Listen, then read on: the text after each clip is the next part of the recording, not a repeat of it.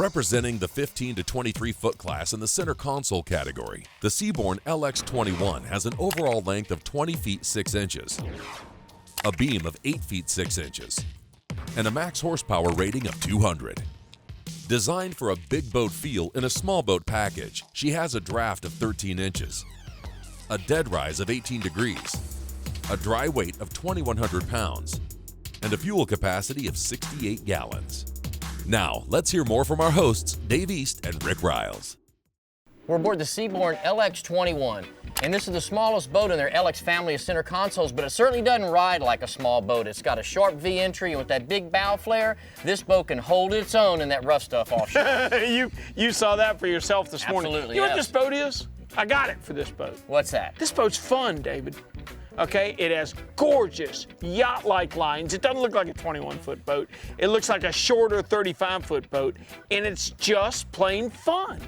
The boat is just put together where it's really not a large center console, but it's much larger than a bay boat. So if you're looking for that boat to kind of fill in the size, maybe a bay boat's too small, but you're not really ready to step up into a large center console, this might be the right size 21. You're plenty big enough to where if you go offshore on a nice day, it's plenty of boat. Now, I'm not going to go offshore on this boat on a rough day, but heck, I don't want to go offshore on a rough day anyway. No. Any 21-foot boat that you can't take offshore, you're going to stay inside. The problem is, when you get to a bigger center console boat, they don't do very well inside. You get them in the bays and you get them in the flats, they're just too big. This boat you don't have that problem with. Well, starting up here at the bow, you can talk about the inside of the boat. I want to talk about what's underneath.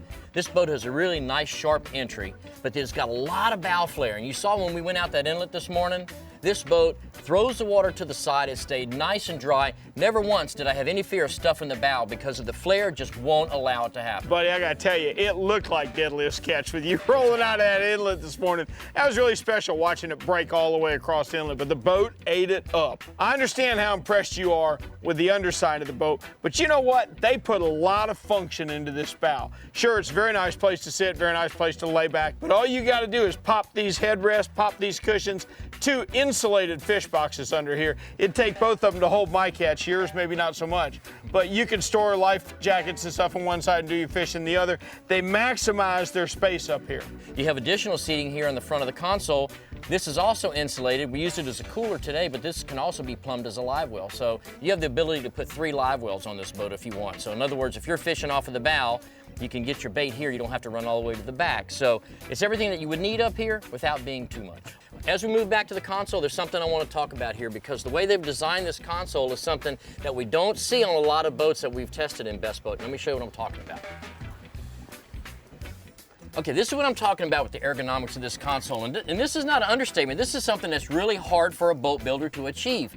What he has done, he's got a console design that you can sit and you can stand and it's comfortable either way. Your line of sight is good. It's like sitting in your car. And here again, if this is where you're going to spend a lot of time when you're behind the helm in a boat, when you're operating your boat, what, 80% of your time is going to be right here behind that steering wheel? It's got to fit you. Well, you're right. And this one fits me very nice standing up.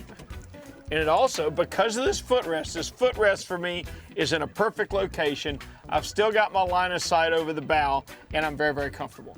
Well, let's look here in the back of the cockpit, because I like the way they've expanded their transom bulkhead. You've got twin built-in jump seats and a center-mounted live well. And you've got another live well under here, and you can plumb a live well up front. Dave, I love what they did with this transom bulkhead. There's no need for a walk-through door or anything. It's the right height, very easy for a diver to get on there and just step over, and yet you're not worried about the ocean coming in on you. This is a wonderful use of space. Well, you've got an integrated built-in bracket as well, so if you do want to step back there, if you're going to be diving, if you're going to be snorkeling, heck, if you're going to land a big fish, you can easily get over this bulkhead and you can step back there. And look at the power. Single engine, plenty. They have a 200. This boat does not need a 200. With a 150, this would be a screamer. It's very economical to operate, to purchase, and to maintain. If I had to come up with one word for the Sea Born 2150, it would be fun. Fun's good, mine would be function. Put those two together and you've described this 21-foot boat perfectly.